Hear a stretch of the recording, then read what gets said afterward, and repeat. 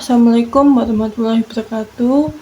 Saya mahasiswa dari Universitas PGRI Adibono Surabaya yang bernama Candika Apriani Prayakati dengan NIM 258000090 dari Prodi PGSD. Kali ini saya akan mempresentasikan PPT saya yang berjudul Implementasi dan Inovasi Pemanfaatan Kecerdasan Buatan AI dalam bidang keilmuan saya atau PGSD.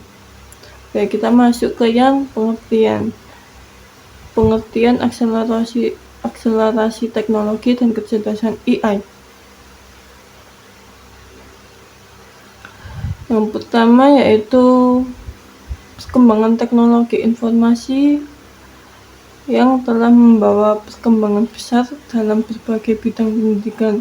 Salah satu bentuk akselerasi munculnya AI, yaitu AI adalah alat yang dapat meningkatkan efisiensi pembelajaran tentang dakwah digital, keuangan, penyakit demam berdarah, e-commerce bisnis, dan tren dan tantang dalam menerapkan kecerdasan buatan. Selanjutnya ada tren global dan nasional perkembangan AI dalam konteks pendidikan dan profesi. Secara global dan nasional, tren AI dalam pendidikan dan profesi telah menjadi alat pembelajaran yang efektif.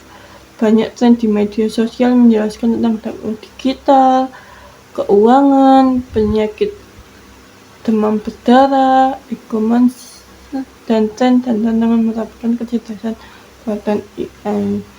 Selanjutnya ada landasan teoritis penerapan AI yang relevan dengan bidang PGSD.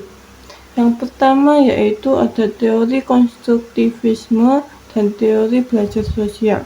Saya akan menjelaskan yang teori konstruktivisme terlebih dahulu. AI itu dapat mendukung pembelajaran konstruktivistik dengan menyediakan lingkungan belajar yang interaktif dan adaptif. Seperti itu. Selanjutnya ada teori belajar sosial. Nah, teori belajar sosial itu melalui simulasi interaktif yang berbasis AI. Jadi siswa itu dapat belajar terkait dakwah digital gitu, terus keuangan, demam berdarah, dan tren tantangan penerapan kecerdasan buatan AI gitu. Jadi seperti itu. Selanjutnya ada contoh nyata atau studi kasus penerapan AI di bidang PGSD. Jadi kita tuh di sini tuh kita tuh bisa membuat konten tentang dakwah digital gitu. Bahkan terus di sekolah juga kita bisa belajar berhitung matematika. Keuangan kan ada tentang matematika menghitung uang gitu. Nah, itu sudah termasuk gitu. Terus selanjutnya ada guru tentang siswa gitu, kita bisa menganalisis tentang apa sih penyebab penyakit demam berdarah itu seperti apa gitu. Terus selanjutnya ada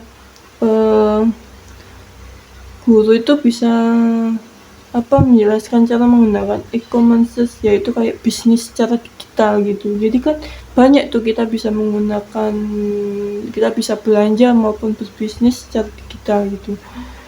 Terus selanjutnya ada kita itu juga bisa membuat konten tentang gimana sih cara menerapkan kecerdasan buatan AI itu, gimana sih caranya menerapkannya itu gimana gitu. Terus selanjutnya ada analisis manfaat dan potensi AI untuk mempercepat dan mempermudah pekerjaan profesional di bidang PGSD gitu. Manfaatnya itu apa aja sih? Jadi manfaatnya itu ada meningkatkan efektivitas pembelajaran gitu. Terus selanjutnya ada AI itu bisa membantu guru gitu dalam merancang pembelajaran gitu tentang dakwah kah, keuangan kah, terkait penyakit demam berdarah lah, terus e-commerce atau berbisnis lah, terus cara menerapkan kecerdasan buatan itu gimana gitu. Jadi guru bisa menjelaskan semua. Selanjutnya ada risiko, tantangan, etika atau hambatan implementasi AI yang diantisipasi.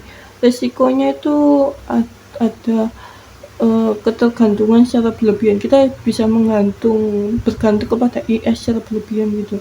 Terus selanjutnya ada tantangan etika, yaitu keadilan dan non-diskriminasi.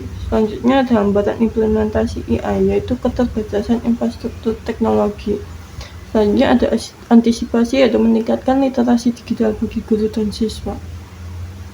Oke, kita langsung masuk saja ke gagasan inovatif mahasiswa tentang produk, layanan, atau sistem pembelajaran yang memanfaatkan. Jadi judul gagasan saya yaitu EduSentience, sistem pembelajaran adaptif yang beretika berbasis analisis sentimen AI untuk meningkatkan kepedulian dan literasi digital mahasiswa.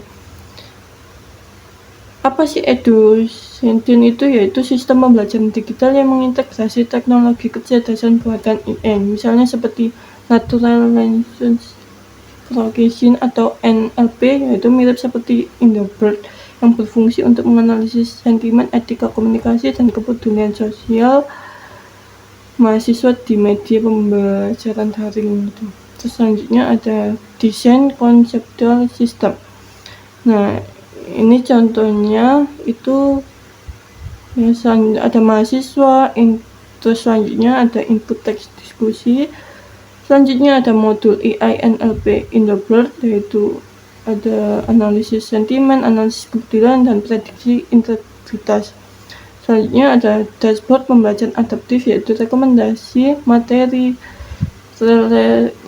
refleksi etika dan sosial, pemantauan kinerja. Selanjutnya ada dosen atau administrator, yaitu laporan perkembangan, analisis moral dan kognitif, intervensi pembelajaran. Terus selanjutnya ada relevansi dengan dunia pendidikan. Kita itu bisa membentuk lingkungan belajar yang berbasis data dan emosi mahasiswa. Jadi AI juga mempermudah dosen memahami dinamika komunikasi mahasiswa di ruang digital gitu. Terus juga bisa mendorong mahasiswa dapat menguasai AI sebagai kompetensi global masa depan gitu. Selanjutnya ada bagaimana AI dapat membantu dalam pembelajaran, riset, atau pengabdian sesuai profesi mahasiswa. Yaitu AI itu dapat membantu mahasiswa sesuai profesinya, yaitu kayak mampu mengevaluasi tugas dengan cepat. Terus AI bisa membantu mahasiswa meningkatkan efisien, personalisasi, dan efektivitas belajar gitu. Terus selanjutnya ada nilai etis dan tanggung jawab sosial yang perlu dijaga dalam pembelajaran. Apa aja sih nilai etis dan tanggung jawabnya? Itu ada kejujuran akademik gitu. Kita itu tidak boleh menyontek atau menyalin karya gitu. Terus selanjutnya ada transparansi, yaitu kita harus jujur bahwa tugas dibantu oleh AI gitu. Selanjutnya ada privasi dan keamanan data, yaitu data kita tuh harus dijaga, tidak boleh disalahgunakan gitu. Terus tanggung jawab moral, yaitu pengguna AI wajib menimbang dampak sosialnya gitu.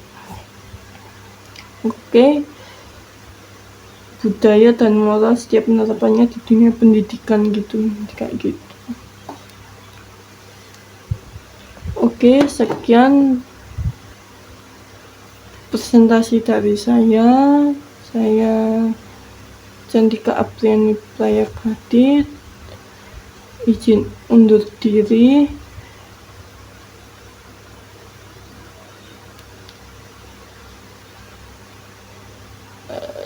Assalamualaikum warahmatullahi wabarakatuh.